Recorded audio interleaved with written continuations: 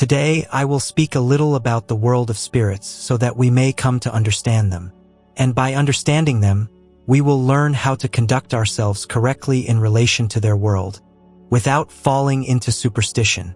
Today, we talk about ghosts so we can have precise knowledge about that world. We must understand that world correctly in order to adopt a proper way of living. One day, a female police officer came to see me. She said she was researching spirituality because it has become an important domain concerning national security. If people misunderstand spirituality and act on that misunderstanding, it can cause unrest in the country. There are also those who exploit the spiritual world to spread dangerous nonsense, causing further chaos. Some even go abroad to bring back talismans, which completely disrupts social stability and peace of mind. Therefore, the security department now also needs to understand what spirituality is to respond correctly and protect the nation. This world, we can tentatively say, consists of two types of realms. One type our eyes can see, and another type our eyes cannot. What our eyes can see are objects like these. We see each other, we see the sky, we see the scenery. But there are things we cannot see that are nevertheless very real. For example, phone signals. They exist. It's because of them that we can use our smartphones, isn't it? Yet no one sees them. Bluetooth and other such radio waves, or light that exists beyond the spectrum our eyes can perceive, we cannot see that either. So, truly, within this universe, things exist that are real, yet our eyes cannot see them. The seeing ability of our eyes, it turns out, is quite limited. Let's take an example. We use a Samsung smartphone to photograph a leaf. When we open the photo, we will see the leaf is greener than what our eyes perceive in person. Is that not so? We see the yellow is more vibrant, the green is greener. The leaves are greener than what we see in reality. This means our eyes see the green color as less saturated, but the camera captures it as more so. Why is that? Because the camera's lens, is more sensitive than our eyes. And that is also the reason why many security cameras capture images of ghosts. Our eyes do not see ghosts, but a security camera can, because it is more sensitive than our eyes. So you see, there are things that are real which our eyes cannot see. And among these real but unseen things, there is one of extreme importance. Ghosts. These are things we cannot see, but they are real. The first axiom of a scientific approach to spirituality is one we must simply accept. An axiom, by definition, is accepted without proof. And it is this: death is not the end of everything. Death is not the end. After death, we continue to exist in another form. That is the first axiom for understanding spirituality. This is the axiom. If we can accept this point, we can enter the world of spiritual study. If we cannot accept this point, we cannot enter this world. It is just like studying mathematics. We must first accept Euclid's axiom. From a point outside a line, only one single parallel line can be drawn. That is the Euclidean postulate, and that postulate cannot be proven. The first truth is often unprovable. It is accepted because it is reasonable. That is geometry. Similarly, to enter the world of algebra and arithmetic, we must accept the first axiom without proof. 1 + 1 is 2. No fool would try to prove this axiom. It does not require proof. It is the truth. 1 + 1 is 2. No proof needed. Yet, from this single axiom, we have constructed the entire system of arithmetic, the entire vast system of algebra that spans the cosmos, allowing us to weigh this entire galaxy and know its mass in kilograms. It is astounding. Our entire Milky Way, with its trillions upon trillions of stars, can be weighed. We can know its weight in trillions of tons. All of it can be weighed, starting from that first axiom. 1 + 1 is equal to 2. And 1 + 1 is equal to 2 is a truth that needs no proof. Just as from a point outside a line, only one parallel line can be drawn. That's it. No proof. In the very same way, the first axiom of spiritual sciences: death is not the end. We must accept that first. Then we can enter the world of spirituality. If you cannot accept this, you cannot enter this world. So now, here among us, who believes that when you die, you cease to exist entirely? Who believes this? Please raise your hand. When we die, everything ends and nothing remains. Vietnam's revered revolutionary leader, Ho Chi Minh, was the first to make a public declaration on this. He wrote in his will, "I am writing these lines in the event that I go to meet Karl Marx and Lenin." So, did he believe he would be gone after death? No. Therefore, the first person to so strongly and publicly declare this axiom in writing was Ho Chi Minh himself. He declared it. The first axiom of spiritual science. If we were to develop his statement, we could open up a science far ahead of its time. The world currently lacks a proper foundation for spiritual science. They are merely struggling with it. All the world's intelligence agencies know that the spirit realm is real, that ghosts are real, that talismans are real, that souls are real. They know it all. But they are merely trying to apply, exploit, and incorporate it into their intelligence operations. Meaning, if they need to eliminate an opponent, they will use a talisman on them. There is no doubt, no talk of superstition. They use talismans. If they want an opponent dead and can't shoot or poison them, they will use a talisman. Anything to make the opponent fall. They exploit spirituality, but they lack a proper science of it. Ho Chi Minh laid the foundation, and it is a great shame that we have not developed it. The fundamental basis of spiritual science is, death is not the end. We must understand this first. So here today, do we follow Ho Chi Minh or do we not? Do we follow Uncle Ho Chi Minh? Do we follow him? If we do, we must accept his words. I am writing these lines in case one day I go to meet Karl Marx and Lenin. Clearly, Ho Chi Minh did not cease to exist. He went on to meet Marx and Lenin to continue the conversation up there. So that is the axiom. If we are not gone after we die, then what are we? It means we continue to exist, but in another form. Not as this physical body. Not as this material body. We exist. Just not in this physical, material form. We exist in another form. And what do we call that other form? The soul. But if we are of a high spiritual level, what is that soul called? An angel. A celestial being. If we are of a low level, what are we called? A ghost. And if we have committed sins that are too heavy, what are we? Prisoners in hell. And if we are exceedingly ignorant and stubborn, what do we become? We are reborn into the world of animals, of beasts. You see, we have many paths to take after we die. If we are people who know to come to Vien Quang Pagoda to meditate and listen to the Dharma regularly each month, then after we die, we too will not be gone. We will exist as a soul called an angel, a celestial being of a high order. But if we do not know to come to the pagoda to practice and instead just indulge in pleasure, committing sinful acts, what do we become after death? A hungry ghost. A starving ghost where there is no food and no drink. Nothing to eat? That is called a na kui or hungry ghost. And if we commit cruel and evil sins, we will be imprisoned down in hell. We go to hell. Straight down to hell. Conversely, if we do things that greatly benefit everyone, society, and the world while we are alive, if we love our country, remain loyal to our homeland, and contribute to building a moral and beautiful life for all, then after we die, we go to heaven. We ascend to the heavenly realms to live. And what is this? It is the fairness of the universe. It is the fairness of the universe. It is the inherent justice of the cosmos. The master smiles. I've been mixing in a lot of English. Is it annoying to listen to? You are not allowed to be annoyed, alright? Because you must learn English. Every Dharma community will have to learn English. I have already started preparing a beginner's English curriculum for the elderly. It's a very easy curriculum to learn. So the elderly must learn too. Why? They will learn just like a child does. Growing up in an environment where English is spoken all around, and they will naturally start to speak it without overthinking. That's what the curriculum is like. Therefore, the management boards of all our communities must begin organizing English classes for our elders. Who knows? In a few years, I might stand up here and preach entirely in English. If you can't understand, then it will be your own loss. One day, I will preach in English only. So, now let's discuss some phenomena related to spirits and ghosts. Since we have accepted the premise that death is not the end, let's talk a little about their world and their activities. Although we cannot see them, they can see us. This is our great disadvantage. We cannot see the spirits, but the spirits can see us. We are losing to them 1-0. In this game of life, we lose 1-0.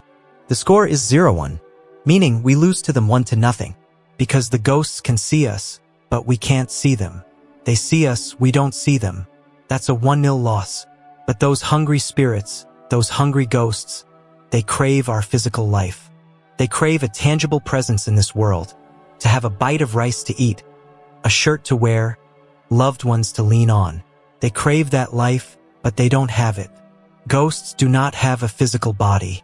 They don't have food and clothing in any concrete sense. They don't have loving people around them in a tangible way. They just band together in flocks and herds. Some spirits are very lonely. We call them kohan or lonely souls. Others move in packs and swarms, which we call kohan kakdang, lonely souls and their factions. So when you hear the term, this is what it means. A kohan is a lonely soul. And kakdang? That means they have a team, a group, a faction. They see us. And because we don't see them, we are unaware that their presence affects us. But truly, the existence of the ghosts does make an effect on us. It has an influence, make no mistake. And if we understand them clearly and behave correctly, if our conduct is relevant, we can create great benefit for human society. Now, here are some common phenomena involving ghosts. The first is seeing a ghost. Who here has seen a ghost before? A few people are raising their hands. A number of people. Someone. A number of people have seen a ghost. Later, we can ask them to share their stories. Ghost stories are always fascinating, especially when we were children.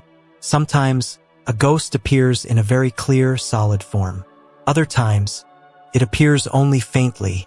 For example, at our Phat Quang Pagoda in Ba Ria Vung Tau, which is situated on a mountain, I often travel to give lectures.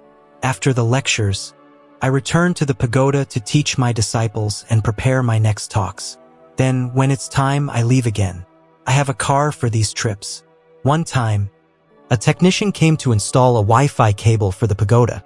In the evening, he and his team stayed near the main gate instead of coming down into the pagoda grounds, because they were afraid they'd be made to chant sutras and meditate. Up at the gate, they could relax. Then, one late afternoon, as dusk was falling, they saw me returning, wearing my formal robe. Walking right past them, the man approached to greet me and they exchanged words respectfully. He had a proper conversation with me. Afterward, he saw me walk leisurely down the path toward the pagoda. After I had gone, he looked back and thought, that's strange. Why isn't the master's car here? Whenever I return, my car is always parked in this spot. Why is the car not here, but the master is? He was baffled. The next day, I truly did return, this time with my car. When the man retold the story, his face went pale. He said, then, who was that yesterday? If it wasn't the master, who was it? So who was it? A ghost. And it was a ghost that had taken on my exact form. Terrifying, isn't it? As he told the story, he was trembling all over. He had been talking to a ghost. Or another time, our pagoda organized a ceremony to pray for the souls at a cemetery. Our nuns went a day early to prepare food and other arrangements. They worked late until about midnight. One nun finally went back to her room to rest. As she returned, she suddenly saw her door open. She saw a young female lay disciple, a young girl went into the room, her hair hanging long over her shoulders. Long hair. The nun immediately scolded her. Why aren't you in bed at this hour? What are you doing in my room? The young girl just skulked away and closed the door. The next morning, the nun went searching. Which one of you came into my room at midnight last night? All of them replied, we were all fast asleep. So, who was it that entered her room? A ghost. Those are the types of ghosts that intentionally manifest for us to see. Then there are those that don't, but we see them accidentally, faintly. Some people have naturally sensitive eyes and nerves. They have sensible eyes. They can see, interact with, and even speak to spirits, while ordinary people like us cannot. Some people, like psychics, are born with this ability. Others gain it through spiritual practice. So that is the phenomenon of seeing a ghost. So when you see a ghost, what should you do? If you see a ghost, what is your next move? What will we do if we see a ghost? What do? We run as fast as possible. We run with all the remaining strength of our lives, right? No. Stop and say to the ghost. Say this, I love you. Say, I care for you. I have compassion for you. The master chuckles. Why? Because ghosts are sentient beings just like us. Exactly like us. Sometimes, it might even be a deceased relative of ours who has come back to visit. Or a former neighbor. Or perhaps that spirit was living on that piece of land long before we ever moved into the house. They might have been there for hundreds of years while we've only been here for a few. They haven't been reborn yet. And they, like us, need love, sympathy, and help.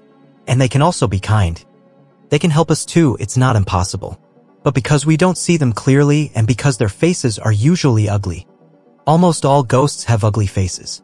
Most ghosts have ugly faces. Why is that? Why? It's because when they were alive, they didn't perform enough good deeds. Their minds were often narrow, sometimes hot-tempered. That's why most ghosts have ugly faces. In all the ghost movies you've seen, have you ever seen a ghost with a beautiful face? No, there are no beautiful ghosts. And why is that? Because if a ghost had a beautiful face, would it still be a ghost? No. It would have become a fairy, a celestial being. It would belong to fairy heaven. It would be a heavenly maiden, no longer an ordinary being. Therefore, if our face is beautiful while we are alive, will it still be beautiful after we die? Not necessarily. We don't know. If, during our life, we cultivate virtue, go to Vien Quang Pagoda, sit in meditation and listen to the Dharma, and don't you dare skip meditation. Then when we die, our face will be even more beautiful because we ascend to a higher realm. But if we don't practice and instead commit evil deeds, then after death our face will become very ugly. We will have an ugly face if we do a lot of bad things when we live. So that is the case of seeing a ghost. Are you scared now? Don't be. If we feel compassion for them, the fear will naturally dissolve. But if we fear them, it means we hate them, and that makes them feel insecure and sad. It's the same with us living people. If someone avoids us, keeps their distance, we feel sad, don't we? Of course, we do. But if someone meets us with a smile and a bow, we feel happy. Ghosts are the same. So if you happen to see a ghost, what should you do? Smile, bow, and greet them. And maybe say a few kind words. Can you do that? Or will your teeth be chattering so hard they knock together, making it impossible to speak? Another phenomenon is sleep paralysis. This happens when we are in that state between being awake and being asleep. When we are in the middle of the state between awake and sleep, suddenly we feel a dark shadow press down on us. And we are completely unable to move. Our limbs are frozen stiff. Yet our mind is fully conscious. We are aware but cannot move. We know everything that's happening, but we cannot move. Who here has experienced this? Many of you, right? This is a very, very common phenomenon. Even I experienced it when I was young, so I know it well. Why does this happen? Let me ask you this. Imagine you are sleeping and a living person jumps on you and pins you down. What would you call that? I'm being serious. In the world of the living, if you're asleep and someone does that, what is it? It can only be sexual assault. That is the only logical answer. I'm sleeping. Why are you jumping on me? There's only one reason, sexual assault, just like you read about in the news. So, are ghosts capable of this? Very much so. Many ghosts are still sentient beings, and their desires are even stronger than ours. Their lust is powerful, no different from that of a living person. The desire of lust is too much. They are just like that. This is why people who are considered lovely or attractive are often the targets of sleep paralysis. The master smiles. So all of you who just raised your hands, you must be very lovely people. Lovely. The unfortunate part is that when they make contact, they seize control of our body's bioelectric current. They sever the connection and the signals from our brain can no longer reach our limbs. We are still aware, but we cannot move our hands or feet because that signal has been cut. Why? Because when they press down on us, they overwhelm our bioelectric field. The signals from our brain to our limbs are carried by this bioelectricity. When a ghost attacks, that signal is lost instantly. So why doesn't this happen when we are awake? Because when we are awake, our bioelectric field is very strong and they cannot penetrate it. But as I will explain shortly, in the case of spirit possession, they can still affect us. This brings us to the third case, a spirit influencing our psychology. We are living our life normally, but they can enter our psyche and plant thoughts and emotions in our mind. We then mistakenly believe that these thoughts and feelings are our own. For example, a man goes to look at a piece of land to buy. The owner or a real estate agent is there saying, "This plot is large, this is the price." The potential buyer is hesitant. With the money I have, for a plot like this, should I buy it or not? But the spirits on that land see the man and take a great liking to him. They think, "This man is kind-hearted. If he lives here, we will be very fortunate. He is good-natured. And better yet, he's the director of a road and bridge construction company. So his heart must be very good. So they want him to live there." They begin to influence his mind. "This land is wonderful. Buy it, buy it, buy it." The man, who was just standing there hesitating, suddenly feels the strong impulse arise from within. "Buy it, buy it, buy it." And so he says, "All right, I'll put down a deposit. Let's go do the paperwork." That initial impulse to buy was not his own. It was the influence of the spirits there who wanted him to come and live with them. Or take Brother Vin here, who suddenly decided to buy land near the pagoda. Perhaps he was influenced by a spirit too, who knows? Here is another example. A husband comes home from work, tired. Normally, when he comes home tired, his wife asks, "How was work today? Are you tired? I've cooked dinner. Go wash up and then come eat." She says things that are sweet and lovely. "I've already picked up the kids. Come say hello to Daddy." A happy family. But today is different. Something changes. The husband comes home, tired, and sits down. The wife looks at him and suddenly feels a wave of annoyance. Just looking at her husband, she feels irritated. Every other day, she was so happy and loving when he came home. But today, she looks at his face and just feels disgust. And then she says something sharp. "Home so early today? Did you skip out of work?" A stinging comment designed to provoke. Normally, she is so considerate. Today, she asks a question designed to hurt. And him being exhausted from work. A tired person is easily angered. He snaps back. She attacks again, scolding him. And just like that, the family is fighting. Husband and wife get in a fight. Why? Because the wife was influenced by a spirit. What idea did it plant in her? The idea of hating her husband. This is a very strange thing, hatred without reason. Later, if you ask her why, she might say, "I don't know. That day, I just looked at his face and felt so much hate." This hatred was not real, it was the work of a spirit. Do you see how frightening that is? Spirits can influence our minds, and through that, they can change the world. Do not underestimate them. If they want us to love someone, they can make us love them. If they want us to hate someone, they can make us hate them. And so, many of our feelings may not truly be our own, but we think they are, and then we create karma. We think we hate our husband, so we yell at him and create negative karma. We think we hate our neighbor, so we curse them and create negative karma. But the truth is, the feeling didn't come from us, it came from a spirit. And why do spirits do this? Why are they so malicious? Because most of them are. And why? Because they are angry with us. What are they angry about? They have been existing for a long, long time. And they see that we never make food offerings to them. They have to sneak into the kitchen to steal whatever scraps they can find. They are never given a proper, respectfully invited meal. So they feel slighted, they get angry, and they decide to cause trouble in the house for fun. Let's make the husband and wife fight. If they get divorced, even better. They are taking revenge because we do not offer them food. Remember how in the old days, families would make offerings twice a month? But then maybe we got busy. Or maybe someone talked us out of it. We used to follow our parents' tradition. But then our colleagues or friends would mock us, "You're so superstitious." That's pointless. We felt embarrassed, so we stopped. And in doing so, we provoked the spirit's anger and they began to cause trouble. The act of offering them food is like paying a monthly protection fee to keep the house peaceful. But that is the folk way of offering. If we do it the Buddhist way, what happens? We recite a sutra, the ritual for offering food to spirits. We give them food, but we also let them hear the words of the Buddha. This helps them learn how to practice. They change their hearts and minds, and they become our true, close friends. But the common folk offering is just a protection payment. You feed them so they won't cause trouble, but they never become your true, trusted friends. So that is how a spirit can influence our psychology. Now, let's talk about spirit possession. This is when we are living normally and a spirit enters and seizes control of our body. They control it. They speak, they interact with people, they move around. We are no longer the master of our own body. There are two forms of this. In the first, when they enter, we lose all consciousness. They are in complete control of our body and mind. In the second form, they enter and we are still vaguely aware of what is happening, but we cannot resist. Our limbs, our mouth, they do what the spirit wants. This phenomenon of spirit possession is real. And it is this reality that is exploited by spirit mediums who channel saints and deities as a for-profit service. But why does possession happen?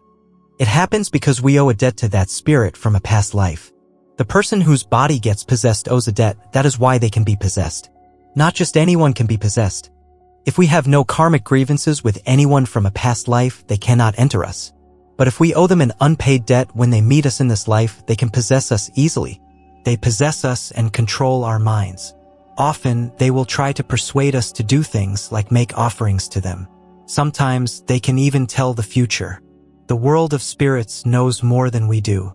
They can often foresee if a family member will get sick, have an accident, or receive a windfall. They can make prophecies. They can know things from far away. But listen carefully, most spirits, when they possess someone, lie. They are professional liars. What does this mean? A spirit might be just an ordinary roadside ghost, but once it possesses someone, it will immediately claim to be a powerful saint or a holy mother goddess. And we believe them completely. We make extravagant offerings, chickens, pigs, and they get to feast. But in reality, they are not saints or goddesses at all. They might even lie and claim to be a deceased relative. I am your great-aunt, they'll say.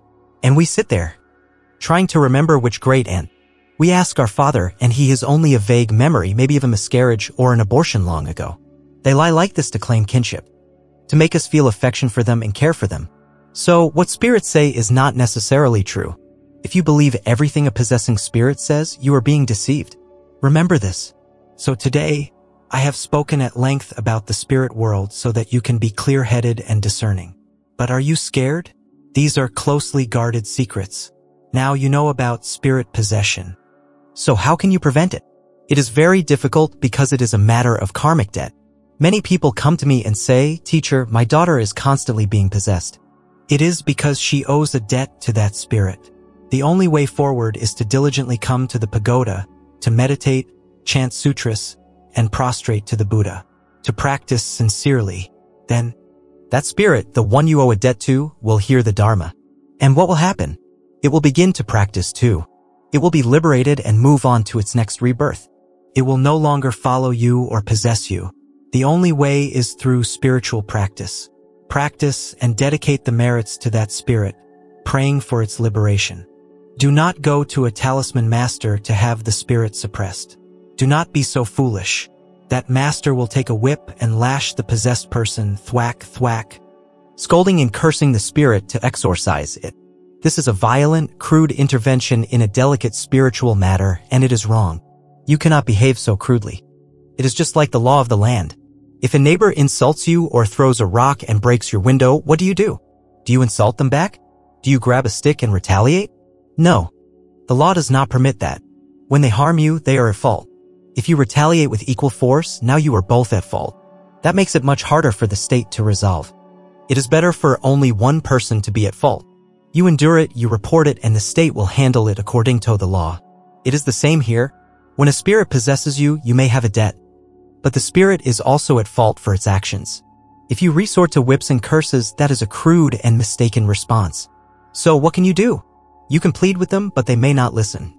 Because it is a matter of debt. The only skillful way is to repay the debt. Offer food to the spirit. Chant sutras for the spirit to hear.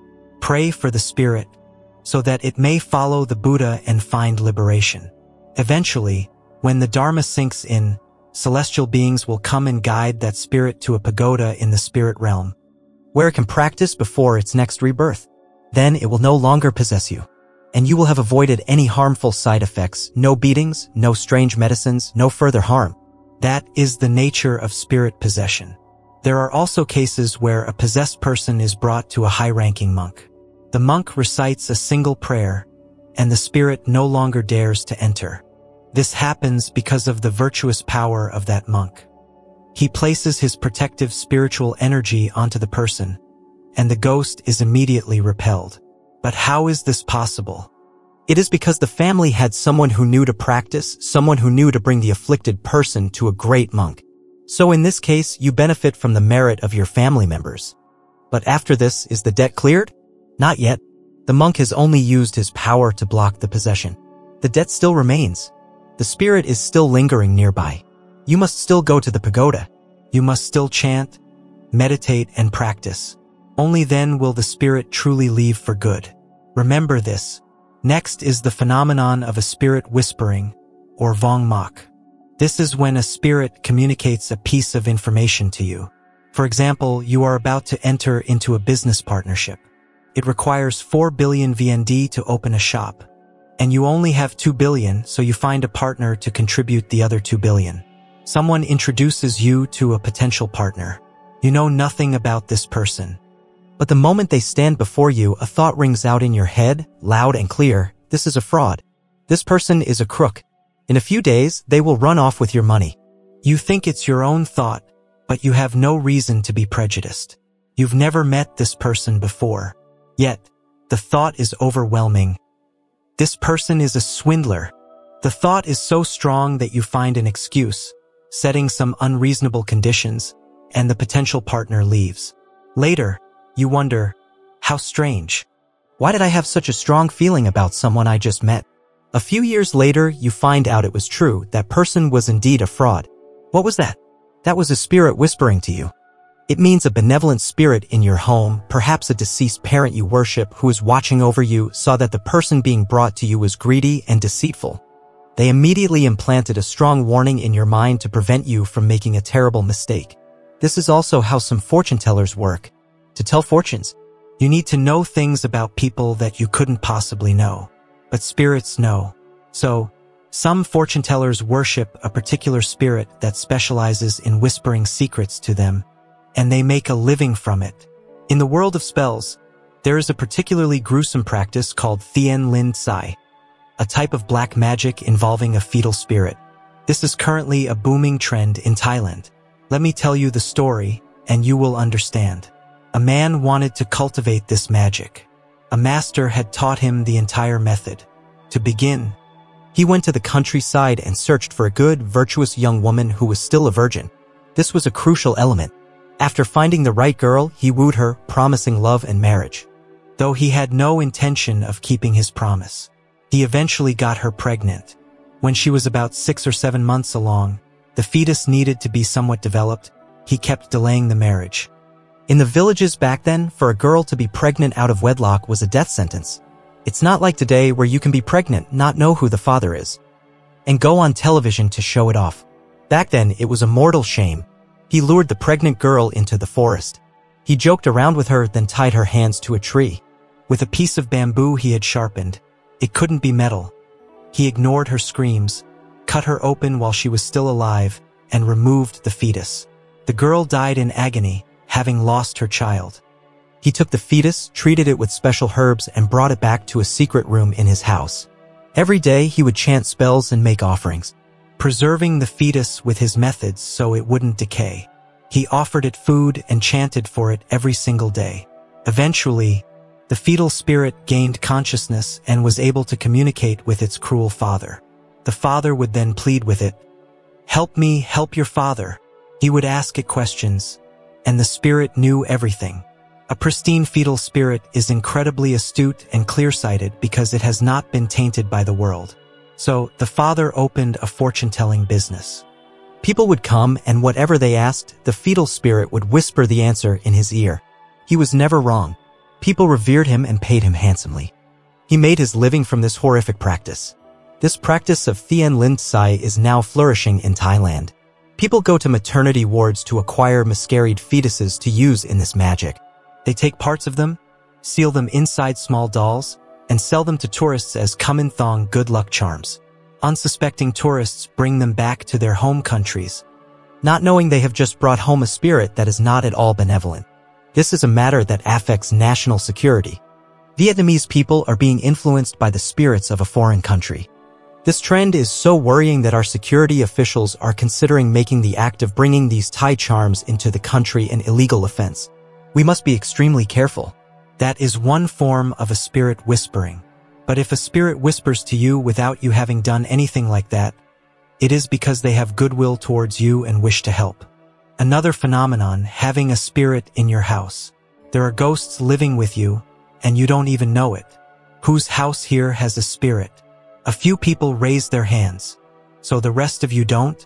If your house has no spirits, Then you, the homeowner, must not be a very approachable person. The audience laughs. How do you live your life that not a single ghost wants to come and live with you?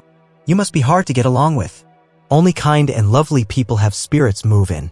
As our ancestors said, good land attracts birds. A land with a good, pure energy will naturally have birds flocking to it, chirping all year round. That's how you know it's good land. And what makes the land good? The good people living on it. The birds sense that goodness and are drawn to it. If you go to a house where not a single bird sings, you should be suspicious of the people living there. They may have very dark hearts. Birds sense this and stay away. Just as good land attracts birds, a good home attracts spirits. It's true. They live with us because they believe we are good people. We can't control them, and sometimes even the local earth deity allows them to stay because they have been there for so long, perhaps 100 years, and can't be evicted. So they live with us. They are generally benign but hungry because we don't offer them food. This can cause strange things to happen in the house. You put an object down in a specific spot and the next day it's gone. Has this happened to you? Or at night, you hear noises from the kitchen, like someone rummaging for food. You open the door, see nothing, and conclude it must be rats. You set traps and catch a few. But the noises continue. You hear footsteps on the stairs. A door creaks open when there is no wind. You're cooking and suddenly feel a chill run down your spine, but when you turn around, no one is there. If you have many such phenomena in your house, you can be sure you have a spirit living with you. And if you have a spirit in your house, what kind of person are you? A good person. That's right. So you should be happy about it. Don't be afraid. The absolute worst thing you can do is run to a talisman master. You feel a ghost, so you get a talisman to suppress or expel it. You don't realize that the ghost in your house is a gentle one, while the talisman master's power comes from fierce, dark spirit soldiers. It is like hiring the mafia to kick a kind person out of your home. Is that beneficial or harmful? It is extremely harmful. Your house will become filled with far more trouble than before, because now it is filled with these dark spirits. What are these these spirit soldiers? All beings that die continue to exist in the other world. A dead person becomes a soul. A dead dog becomes a dog's soul. A fish, a duck, a cat, a horse, they all continue to exist as the soul of that animal. A dog dies, but it doesn't know it's dead. No one ever explained the concept of life and death to it.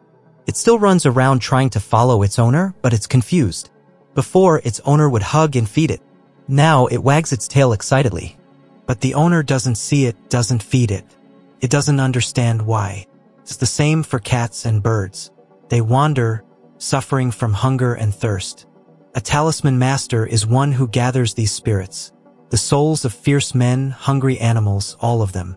He feeds them, and he chants a spell over and over, every day. Obey me. You must obey me. Whatever I command, you must do. I feed you, so you must be grateful to me. He might chant this in Khmer or Lao, but the meaning is the same. Day after day with food and chanting. The spirit's minds are conditioned and they become his subordinates. He now has a legion of spirits at his command. So when someone comes to him and says, "Master, I opened a phone noodle shop, but the guy across the street opened one too. He's competing with me and business is terrible. What can I do?" The master says, "Give me 2 million VND and in a week, his shop will be closed." You pay him. He gets the name and address. He goes home, prays, and commands his spirit soldiers, go to that house, block anyone from entering that shop, make the kitchen fire flare up and burn the place, make their food spoil. Do it. 1,000 of these spirits, pigs, cows, dogs, cats, evil men, swarm the shop. A customer approaches, wanting to eat, and the spirits influence their mind. Go somewhere else. Eat over there. Not here. The customer turns and walks away. The owner is bewildered. All day, not a single bowl of pho is sold. The food he prepares spoils instantly. Within a week, he is forced to close down. That is how spirit soldiers and talismans work. Is it unvirtuous? Deeply unvirtuous. So if you feel a ghost in your house, what do? You feel a chill, hear a noise, and run to a master who says, "Give me 10 million VND and I'll give you a talisman to drive it away." You bring it home and paste it on your wall. Before, you had 2 gentle spirits in your house. Now, 300 of the master's dark spirits move in. They kick the other 2 out and take over. Your house descends into chaos. You feel dizzy, get sick, everything goes wrong. The harm far outweighs the benefit. Do not play with talismans. Remember, ghosts are our friends, not our enemies. They could be our own relatives. Treat them with kindness. Offer them food and chant sutras for them. They will become more and more virtuous, and they will protect you more and more. So after all this, are you scared? The audience is quiet. You'll be scared tonight when you go home. Not yet. Now, what if someone comes to you and says, "My business is failing. I have no customers?" A master gives them a talisman for a price, they paste it up, and suddenly business is booming. Customers are flooding in. How do you explain this? You understand now. It's the spirit soldiers at work, right? They bring the talisman home and hundreds of these spirits gather there. They stand on the street corners and anyone who passes by. Even if they aren't hungry, the spirits whisper, "Go eat. Go inside and eat." And you find yourself turning in, sitting down and eating, not even knowing why. For a while, the business is incredibly successful because the talisman is potent. But everything in this life depends on cause and effect on karma. Our capacity for wealth is fixed by our merit. If we don't create more merit, our store of past merit is all we have. If we try to use it all up at once by hiring a talisman master, the spirit soldiers will drag in customers. And for a year or two, we will be wildly successful. But then the merit runs out. Maybe we have a falling out with the master and he can no longer control the spirits. They scatter, causing chaos. And then a reverse psychology sets in. Before, everyone wanted to come to our shop. Now, they walk past and don't even look. They feel an inexplicable aversion to the place. Business plummets. The shop fails. We become poor, balancing out the period of excessive gain. Using talismans to interfere with your life is extremely dangerous. Have you heard of love charms? Has anyone been a victim of one? It works like this. A young man named Vin loves a girl named Twee, but she pays him no attention. He tries everything, but nothing works. He goes to a talisman master. "I love this girl so much. Please, help make her love me." The master gets her name and details. "Now," he says, "get close to her and sprinkle this water on her to mark her." The master has commanded his spirit soldiers, "Whoever is marked with this water, you must make them fall in love with this man, Vin." So Vin takes the water, gets close to the girl, and sprinkles it on her hair. She turns confused but thinks nothing of it. But from that moment on, she cannot stop thinking about him. An intense, maddening longing consumes her. She might even run away from her family to be with him. Why? Because the spirits are constantly whispering in her mind, "Love Vin. Love Vin. Love Vin." She falls in love, but in a hazy, dreamlike state, not understanding why. The next time she sees him, she wants to run and embrace him. He is overjoyed and he marries her.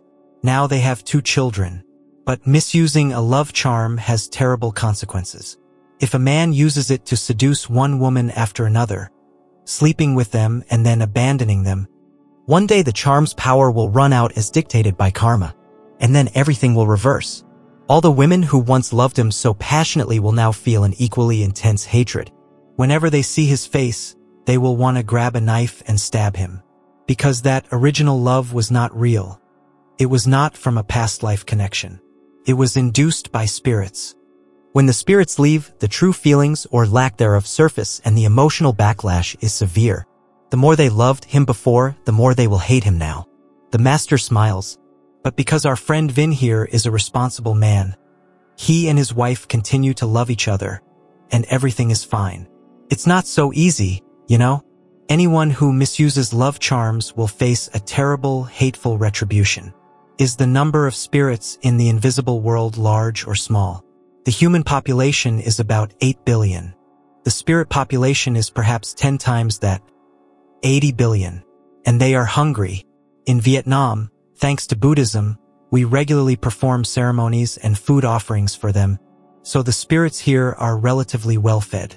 They even get paper clothes and paper cars from our votive offerings, though they can only look at them. But in the West, how do they remember the dead? With flowers. They leave a bouquet at a grave and go home. Can you eat flowers? When you are that hungry, you will try to chew on anything. The spirits in Western countries are very miserable. That is why many of them have applied for visas to immigrate to Vietnam. The audience laughs. Life is better here for them. We have a moral and spiritual culture.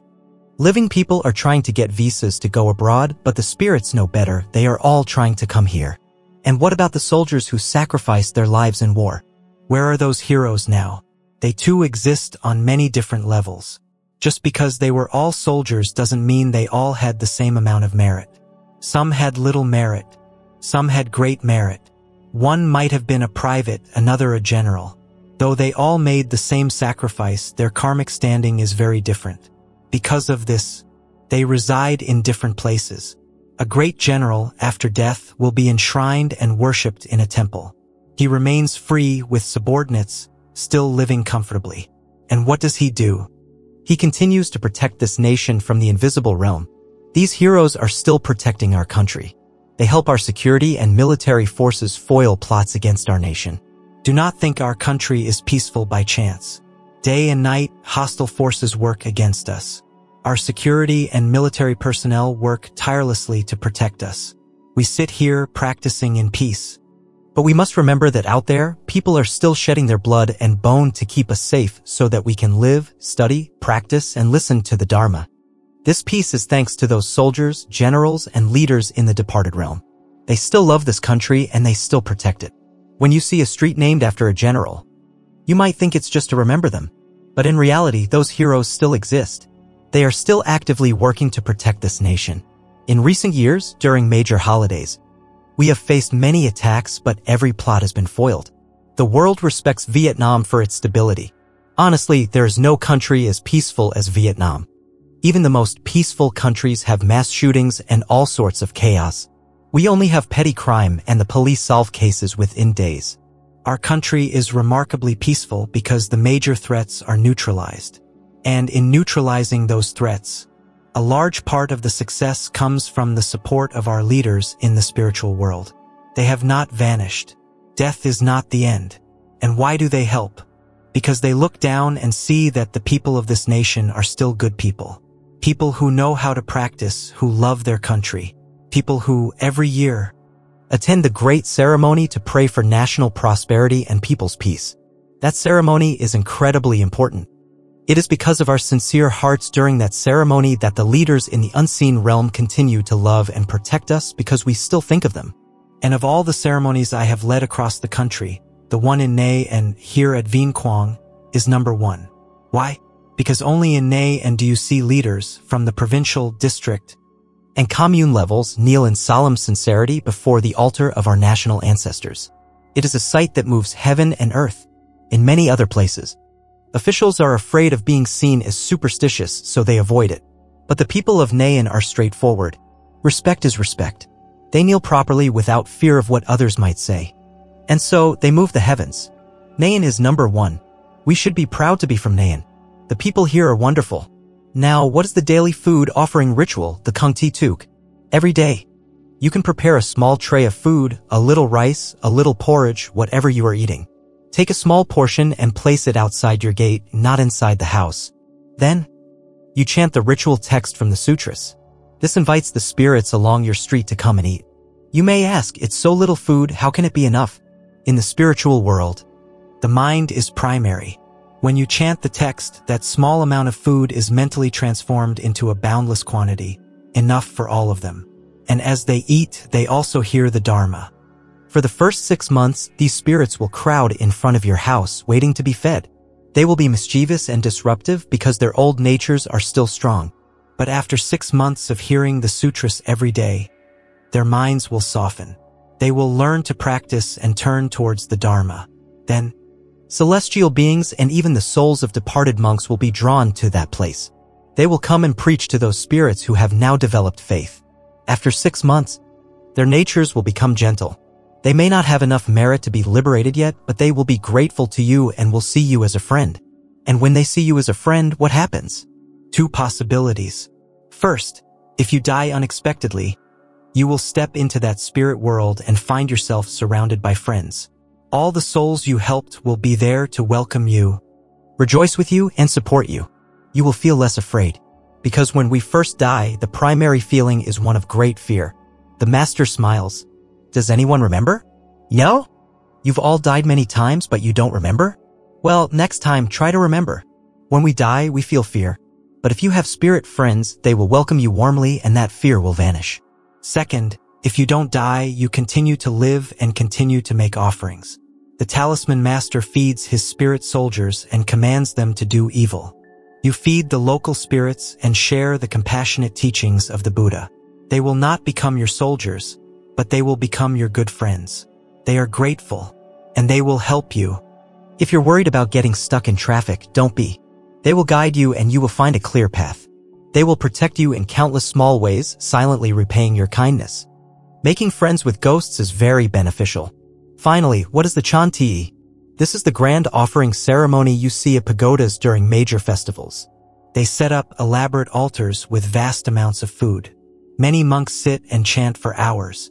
This is a ceremony that summons spirits from a very large area, like an entire province, not just your local street. High-ranking monks use their spiritual power to invite them all to a great feast where they can also hear the Dharma. However, they often chant ancient texts in classical Chinese that even we don't understand, let alone the spirits. One year at Phat Quang Pagoda, after we held such a ceremony with professional chanters, one of my disciples with the inner sight told me, "Master, the spirits reported that they couldn't eat anything." A few days later, I had to organize another ceremony myself. I led it, and our own monks chanted our own compositions, which are in modern, understandable Vietnamese. Because if the living can understand, the dead can understand. And only when they understand can their hearts truly change. The ancient, difficult rituals are not always beneficial. We need sutras that everyone can understand. That is why, more than 20 years ago when I established Phat Quang Pagoda, I had all the essential scriptures recomposed into standard, beautiful Vietnamese. Many people have benefited from this. And now, I am beginning to translate them into English. Why? So that the people of Vietnam will know 2 languages. The government is about to declare English the second official language of Vietnam. So we can catch up with our neighbors who have a great advantage in international trade because of their English proficiency. When this happens, the state will likely focus only on the young, leaving the older generation behind. But here at our pagoda, we care for the elderly too. That is why I have prepared English for beginners for the elderly. The old must learn English too. The management board must organize classes. The master gestures gratefully to a foreigner in the audience. We thank the people who came to Vietnam to teach. At our pagoda, have you chanted the sutra on cause and effect in English yet? I have finished composing it with a melody and everything. In other countries, English speakers chant it with tears in their eyes.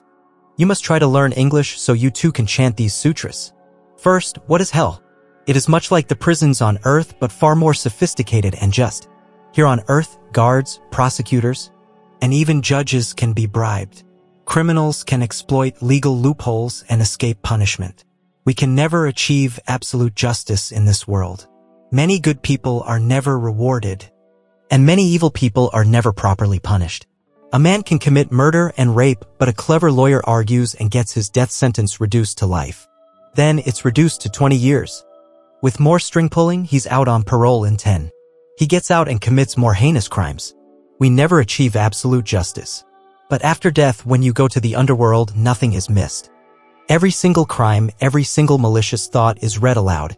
On this day, at this time, out of greed, you plotted to harm this person, and after killing them, you framed another for the crime.